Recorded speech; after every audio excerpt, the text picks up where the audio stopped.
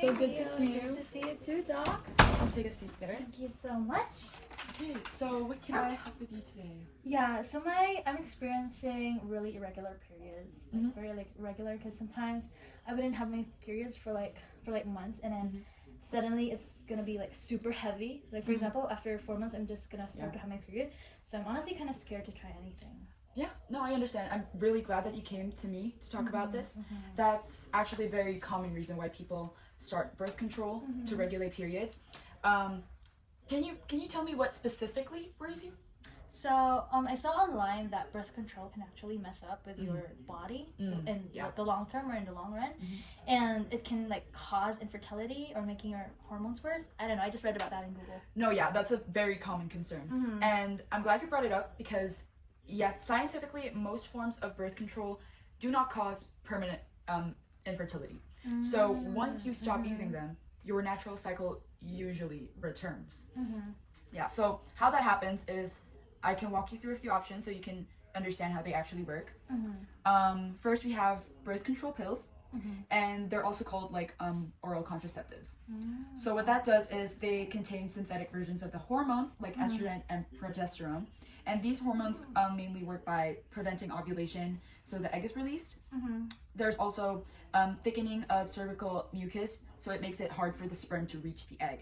And then the last one would be the thinning of the uterine lining, so implantation is less likely. So it basically stops the egg from coming out. Yeah, exactly. So the second option is an IUD or intrauterine device. And what that does, there's also two types, but the hormonal IUD releases progesterone locally in your uterus. So it also thickens your cervical mucus, like the oral contraceptives, and it thins the uterine lining. It suppresses ovulation sometimes.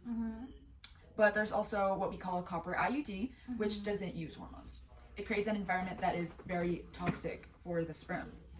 So that one doesn't have like hormones like at all?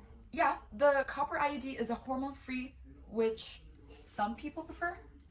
Yeah, and the third option is the birth control implant. It's basically a small rod placed under the skin of your arm. So yeah, it releases progesterone continuously, which stops ovulation and thickens cervical mucus and makes the uterine lining thinner. So like, what are the good and bad sides of these, of the things that you've mentioned? Yeah, great question.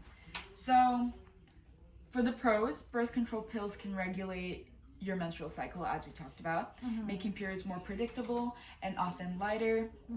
Many methods reduce menstrual pain and risk of anemia, and long-acting methods like IUDs and implants are very effective, like over 99%. It's very effective. But the cons are some people experience side effects like nausea, headaches, or mood changes because it does really mess up with your hormones. Or there's a small risk of blood clots with estrogen containing pills, and IUD insertion can be very uncomfortable and may cause really great cramping initially.